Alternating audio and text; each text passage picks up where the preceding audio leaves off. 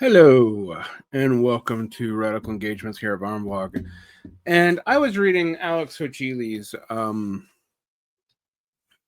techno-feudalism versus uh, total capitalism. And in the footnotes, I noticed an article by Benjamin Y. Fong. Now, Ben Fong is a guy I know mostly as a labor reporter. He also teaches at Arizona State. And I think he is a director, an associate director over at the Center for Working Democracy, and the author of the book Quick Fixes. He also was one of the main editors at Damage. I think he might be the main editor at Damage. And I associate Damage with what I like to call developmentalist social democracy, or smokestacks workerism. I think Ben Fong is fair-minded, very good on labor history. I don't always agree with his political conclusions, and today you'll see as to why. I also am just more skeptical of the Jacobin line, even though I'm friends with a lot of those writers and respect a lot of their work. I think their political line is somewhat weak, particularly on things like reindustrialization, where I just point out we've never been deindustrialized, the organic composition of capital, aka the amount of work you need to run a factory at similar productive capacity to what it was in the 1950s is way lower. So manufacturing just doesn't bring as many jobs. This is true everywhere, but it's particularly true in the United States. We've always been the second biggest producer of finished products, or sometimes the third. I said we've always been, but that's where we've been since China assumed the mantle.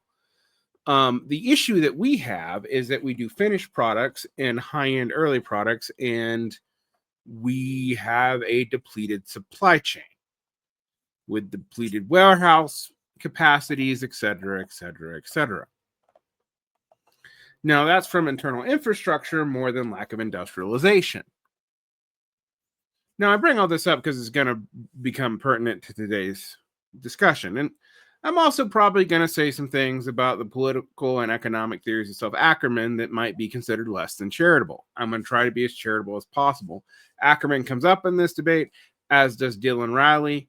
I have been very hard on Ackerman, from the Ackerman plan with the DSA to his writings about inflation, to some, frankly, errors that both Nico Villarreal and I think he made in reporting. I have never particularly been an Ackerman stan, but also Dylan Riley shows up in what Ben Y. Fong is coming through. And I think Riley is, in some ways, I did not love his piece with Brenner on Bidenism a few years ago, and I think his politics are even more opaque to me. And they feel both like milquetoast and overly radical at the same time. So what is one to do? Now, there is one theorist mentioned in this piece that I do actually really respect, but don't know where he currently is, since he's moved from his associations with the EndNotes Collective and with communization into where he is now at the New Left Review. And that is Aaron Benavav. I've always liked Aaron's work. I respect him. Tried to get him on the show many times. Never been successful. Aaron, if you're out there, you're still welcome. So let's get into it. And I wanted to spell out the kind of dramatis personae of this article, because you do kind of have to go back to 2003 and the debates about secular stagnation and what kinds of things could be done to bring the workers' movement back. And unfortunately, I think some of the debates between Jacobin and the New Left Review on this matter, the entire debate seemed a little bit misguided, and I think Fong is actually correct on that, although I don't know that I agree with where you'd make the cutoff. So let's get into this. And let's make this bigger here for people watching.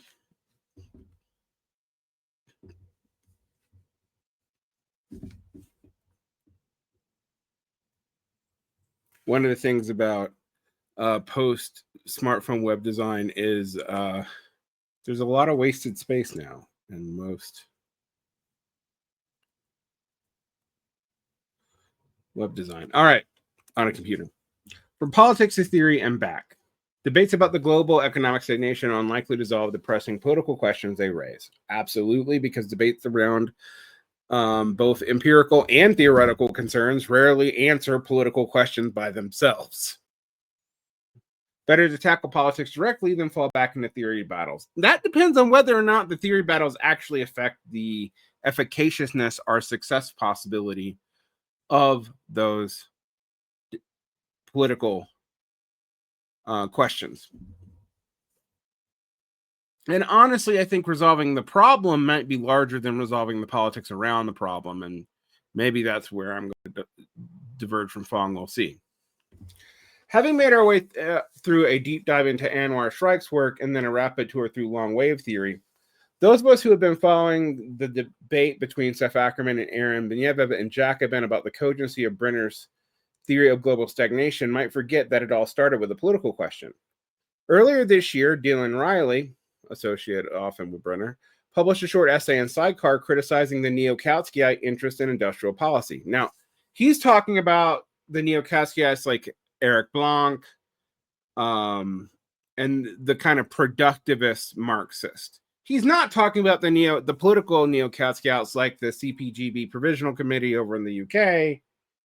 That's the Communist Party of Great Britain Provisional Committee. Or Cosmonaut Magazine, are the Marxist Unity Group in the DSA. Unfortunately, we use these words probably too much as shorthand, way too much of the time. Anyway, for Riley, green reindustrialization would only mean a massive exacerbation of the problems of overcapacity on a world scale, putting sharp pressure on the returns of the same private capital that was so crowded in by market-making industrial policies. AKA, it won't work because it'll work just like Fordism did and have the same problems that Fordism did in the 70s. That is Riley's implications. But again, Riley may be jumping to some political conclusions that even Benavav would not.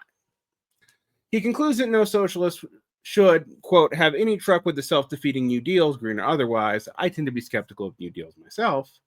And the bladder about New Deals and Sepia-tone Rooseveltiana should be Rooseveltiologia. So apologia, Roosevelt apologia. That's a bad portmanteau, dude. Should be exposed for what it is, a backwards-facing obstacle to the establishment of socialism, which I actually do kind of agree with Riley on this, but probably not for the same reasons Riley does. It's not just overcapacity that's an issue. It's also that the organic, maybe the organic composition of capital means that it just wouldn't employ enough people, and you'd have to be deliberately underproductive to make it a jobs project, which no economy, even a socialist one that was trying to be as efficient as it possibly could with resources, would do. Anyway, similar thoughts were expressed back in a 2022 piece with Brenner himself and already examined in these pages. I'm not covered today. Ackerman's basic intuition is simple, and also I think Ackerman is working backwards here. These odious political conclusions seem to follow from the theory of overcapacity and stagnation. So he doesn't like the conclusion, so he rejects the theory. If we problematize the theory, then claims about the backwards facingness of the class struggle, social democracy, neo-Kautskyism, Green New Dealism, or whatever one wants to paint the Jackman as politics lose their cogency. But no, they don't. Not really. Because you have to do more than problematize it. You have to prove that it's wrong. Right. This motivating intention has gotten somewhat lost in the ensuing theoretical debate, but it's not how you do either a theoretical or a political debate. Ackerman's working backwards. Ackerman did a similar working backwards on MMT policies, where he argued that inflation did not hurt the poor because inflation actually, unless it gets above 20%, would decrease the value of interest of rentier holdings, and thus, by taking the sting out of interest, would actually help the poor. But there's a problem with this. The poor as defined by those making less than $45,000 a year, which isn't even a poverty line. I'm just saying that I'm going lower than the median wages of an individual in the United States. Don't have a lot of mid to low interest debt. If they have debt, it tends to be high interest debt like payday loans or title loans. They often don't have the income to get access to significant amounts of low interest debts. They do not have student loans. They may own their houses, although increasingly that's not the case. And the amount of inflation it would take to undo the staggering damage of payday or title loan interest would break the economy, because it would be over 20%, and even Ackerman would say that would be bad. So who's he talking about as the poor? Well, he's talking about the middle class, the people who make between 45 and say 120,000 a year. This is downwardly mobile concerns recast as concerns for poverty. But it's also not even true there, because inflation still outstrips the gains from credit in the long run by decreasing the amount of spending capacity that most people have, particularly if wages aren't keeping pace with inflation. And it's based off of a quantity of money theory of inflation, which may or may not be true, or at least can't be solely true, as to what is causing inflation. There's not a one-to-one relationship between injecting cash into the economy and real inflation numbers, even though there might be some relationship. All right. The motivating intention has gotten somewhat lost in the ensuing theoretical debate, which I imagine could keep going for some time. Yeah, it would be hard to do, but I can already tell you that I have reasons, because of his prior reporting, to distrust Ackerman. See my discussion with Nico Villarreal, which may be upcoming for this. I'm not sure when it's going to come out, where we talk about some empirical mistakes Ackerman has made as well. And Ackerman tends to follow from political logic first, meaning he has a thing that he wants and he tries to get the theory to fit that, even if it doesn't seem to work. Now, I think this is a problem with Jacobin politics in general. It's workerist, but often removed from the concerns of actual workers, because it's for people who represent labor in the academy. I'm not saying they're doing bad work. I'm not saying that as a critique of them, but it's often just still as academic as anything else. All right. But I agree with Fong on this, which I imagine keep going for some time, especially as Ackerman and Benavov's argument appear like two ships passing in the night. Ackerman wants to thought Brenner's thesis as an iteration of the falling rate of profit theory, which Ackerman, of course, rejects as basically an analytic Marxist MMTer, which means not a Marxist. I'm not saying that MMT is right or wrong. I actually do kind of think some of the central insights of MMT are basically correct for how fiat currency works. But fiat currency is a different thing than the amount of actual value you can retrieve from a commodity shown on the market in aggregate. Those are different concerns, although one person will try to say that the other side doesn't matter. This is true for both sides of this debate. Marxists will act like we still use commodity or commodity-backed money, and MMTers will act like there's no evidence that profits have been declining and stagnating GDP for a long time, and the fact that the more physical commodities have had to get involved in more and more rents to raise their GDP inputs. And that's become a real problem, because right now the only thing holding up the American stock market seems to be a select part of the material throughput for AI, which has limits if AI does not become profitable for the businesses using it, which so far there's no evidence that it is. Now, we didn't know all this in 2023, so that's fair, but it's a point in Benavov's theory, and Brenner's too, even though I'm not always a Brenner fan. And Benavov says in response that it's nothing of the sort, and this is what I get back to. Interesting as it would be to pick apart this disagreement, it might be better to go back to Ackerman's animating thought and simply ask whether or not Riley's political conclusions necessarily flow from Brennerism. And I think Ben Fong is right here. I don't know that Riley's conclusions do necessarily follow from Brennerisms, nor do I necessarily think Ackerman gets what he wants by rejecting it, or whether they are just related. Correct. This is sound logic on Ben Fong's part. That is, if we're all stagnationists now, does it mean that we have no choice but to abandon our commitment to a program that addresses the practical here and now concerns of the working class? And the answer is, of course, I think no. But how we do it and what kind of problems we're going to foresee having is really going to be important. Right. For Benavav, at least, not really. Among other things, in his recent response, he aims to sever the link between theory and politics that Ackerman makes. Theorists like himself and Brenner are just trying to make sense of the political economic situation today. Hostility to the vision of public invested embodied in the New Deal could follow from this theory, as it does for Riley, and it's logical. But it needn't. You might have a thing that you should still do some of these projects because you don't know what effects they would have downstream. This is me adding that, but I think that's Benavav's logic.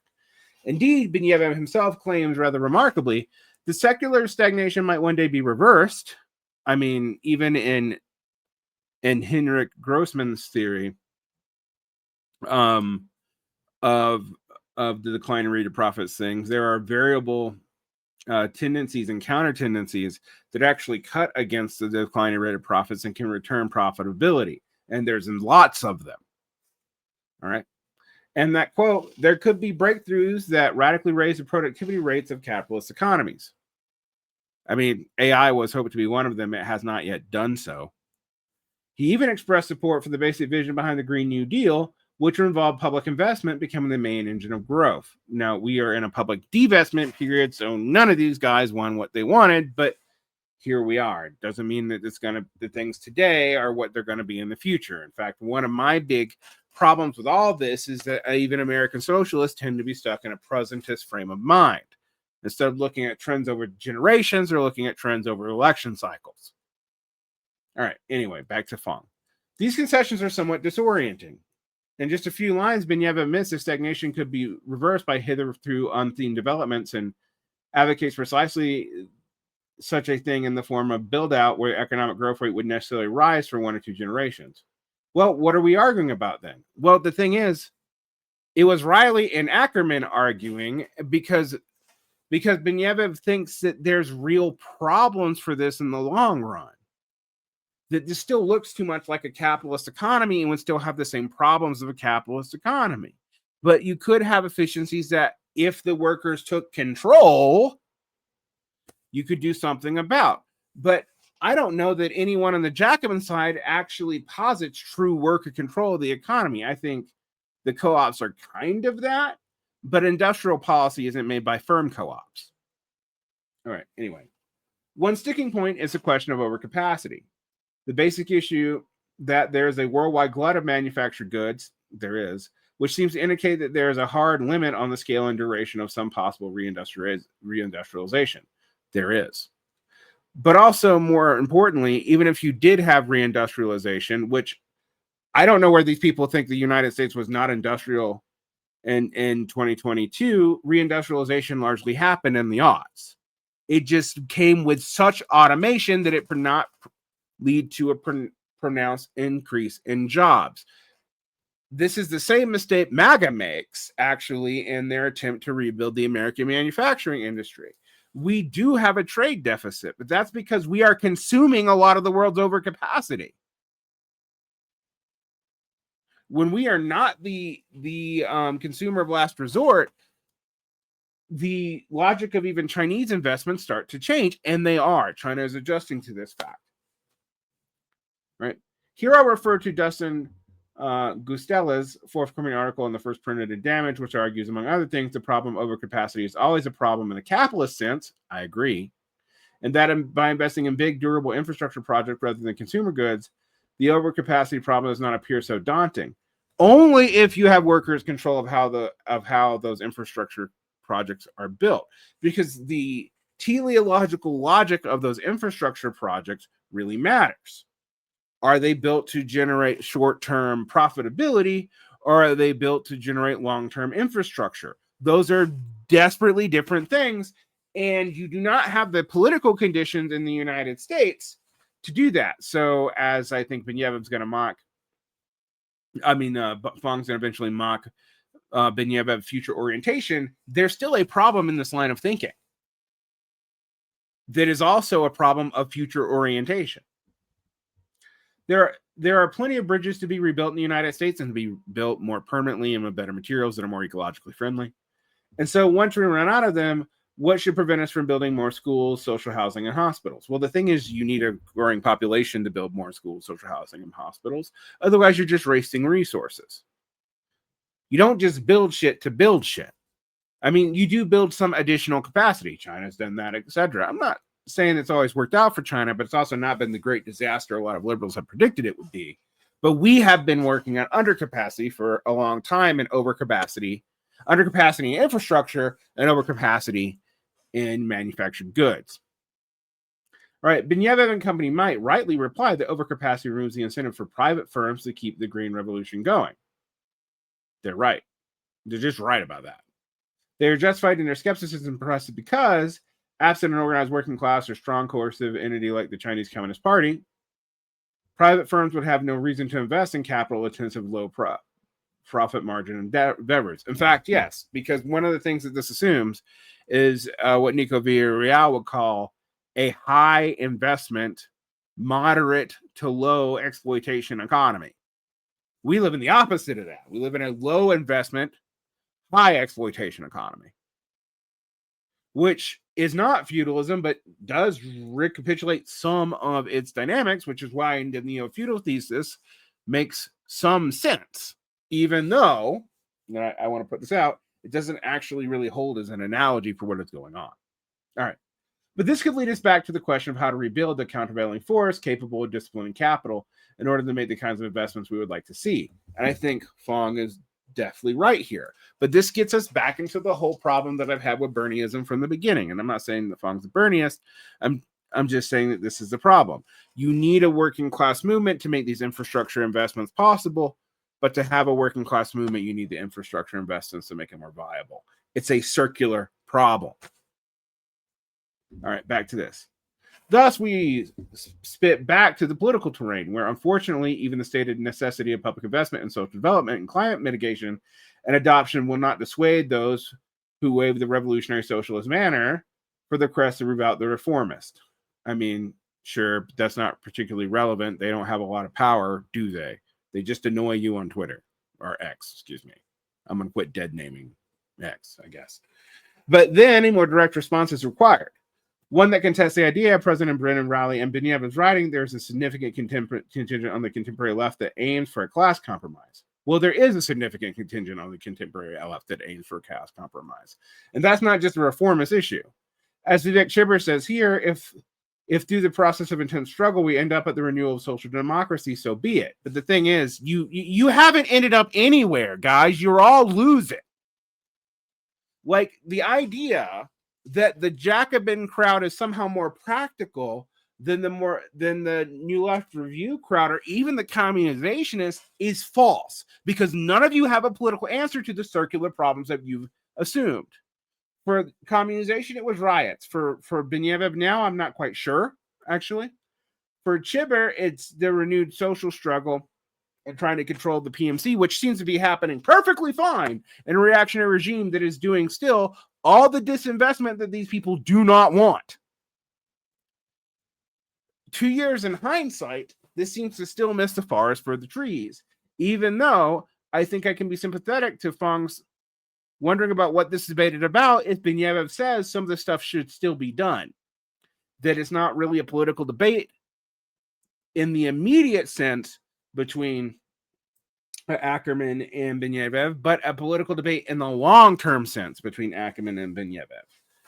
And yes, it's true that a lot of people are trying to deal with the class compromise here, but it's also just true, flat and on its face, that none of these people have had a political answer that has had any viability, including the pragmatic analytic Marxist at Jacobin, many of whom are my friends. Well, some of whom are my friends, not many. But they have not had the wins. And in fact, their optimism about these wins and about relatively small movements that seem to give big wins on a surface level have led them to be wrong about things like the resurgence of labor. Although Fong has been much, much better at this than most in that regard because he's a labor guy and he studies labor closely. All right. So, but this means, but what the means is not class collaboration, but class struggle. In the end, is not a corporate compromise, but democratic socialism. But all those are just words. What is the substance of what you're doing? Is the substance social goods or worker power? It really is that simple. Those in the more revolutionary than thou camp, this is such a lame. You all have not succeeded. You all have not succeeded. You're more revolutionary, we're more pragmatic than now. Neither one of those camps have had enough success to be throwing this shit around. The people who,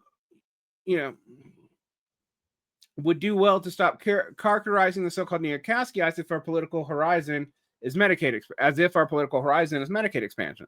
And that's why I don't want to kick the Jacobinites out of the coalition.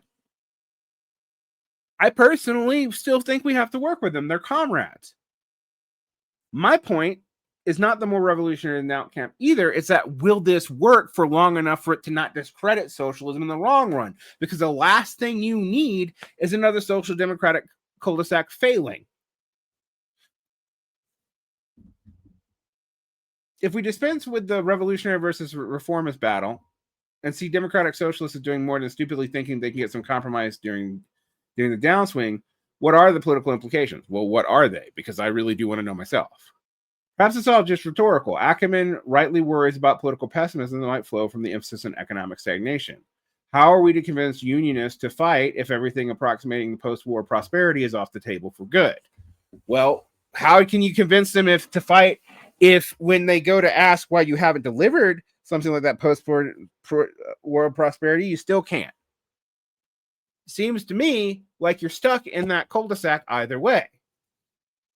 All right. Whereas Benavav thinks the same theory would make it clear about just how necessary it is to move beyond capitalism as a system. But again, if Benavav ultimately shares Ackerman's commitments to trade union renewal and public investments in big green infrastructure projects, then perhaps we make too much of these disparate emphasis. I think we are making too much on these disparate emphasis depending on the time scale. And this is what I want to see addressed. And this is where I think Fong, who's been very, very fair-minded in this,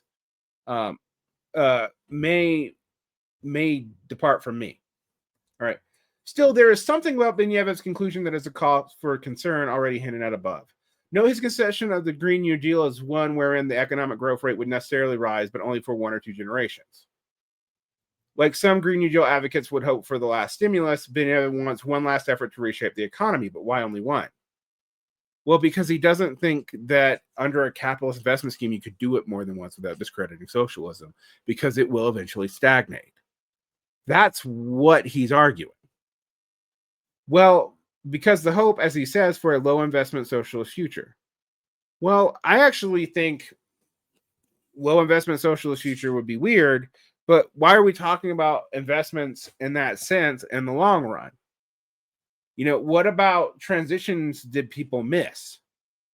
Or are we saying democratic socialists basically aren't socialist in any Marxist sense whatsoever, but basically Keynesians? In which case, then, the reformist versus revolutionary really does matter. But if they're not that, then why do you want a high investment socialist future? I mean, a low investment socialist future would also imply lower exploitation in a socialist economy, because why would workers exploit themselves at higher rates if they're not investing it for their future? And if it's truly democratic, then both sides have to accept that workers may not go with either their low or high investment wants. All right. And in the process, once again, in generation economic growth through green public investment, we begin to transition away from growth altogether. One of Manuel Samuel Gomper's answering the question of what labor movement wants by saying more, but less eventually. And actually some redefinition of both more and less as such. Very fun for a discussion seminar where some references to Star Trek is hinted at, but not so great as a political vision. But neither is a political vision you can't deliver that promises investments forever that you don't know that will work. You are both stuck in a similar cul-de-sac. You just don't want to admit that to yourself. That's my problem with a lot of the damaged crowd, actually. That they think that this vision could go on indefinitely, that this is just a matter of like democratically throwing the Walmart mechanisms a la Lee Phillips. Something cybernetics, maybe. Something PRC. But the problem is, even the PRC knows this eventually has to die down. You can't do this forever without exhausting your resources. Now, there are ways that reinvestment would lead to new and better resources, but you have to figure out how to incentivize that in a socialist economy. And to do that, it would take a lot of workers' power and a lot of proof that the investments pay off both now and in the future. It would not exhaust their resources, but would be well regulated. I'm going to tell you, neither the communization adjacent or the Brenner adjacent political Marxist or the Jacobin Marxist have a plan that sufficiently does that. But if I was going to say anything, I think between Fong and Benavav Brenner, we should conclude that we should encourage this skeptically. We don't know what's going to happen in the future. We don't know what the knock-on effects are. We can only extrapolate from the economy that we currently exist in and what those knock-on effects are. You have to posit a way to have more political power, and even with these infrastructure projects, you're still in a circular loop. We need political power to get the people to push so that we get the infrastructure built right and built for workers and for durability and not for short-term profits and grift, which may even benefit some workers at the expense of others, frankly. So unions aren't going to be consistent on this question. To building long-term projects that would enable a transition in a democratic socialist way, but you have no means of even getting that power because you don't have a workers' movement or a political movement that has enough teeth to do that. So in some ways, both sides of this are a null and void question. And the pragmatic side only seems pragmatic when you are not answering that fundamental question, which I will give Fong something very clear that this is what they've aimed at. But that's not that different than pretending you're in the early 20th century when you're not. So mocking Star Trek socialist when you're yourself, talking about Gomper's socialism returning, good luck on that.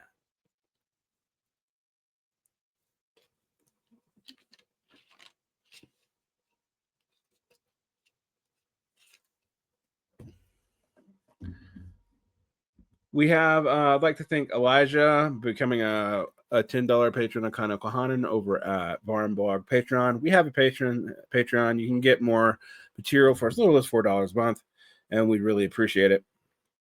You will get more of even these and some few other things like diving into the wreckage and Parallax vlog behind the paywall.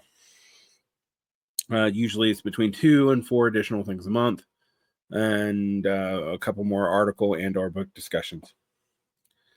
I also encourage people to get involved in their labor movement, and both with the radical contingency of it and the not radical contingency of it, so they don't know what the hell they're talking about. And read people like Fong, because you don't have to agree with Fong's conclusion to really respect his reporting, and I really do.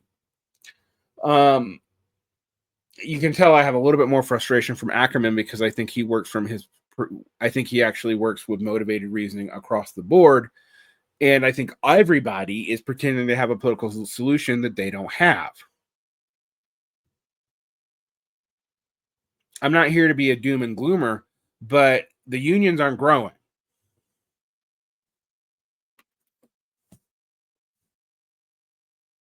Protect your peace. You'll need it for these battles. Take care.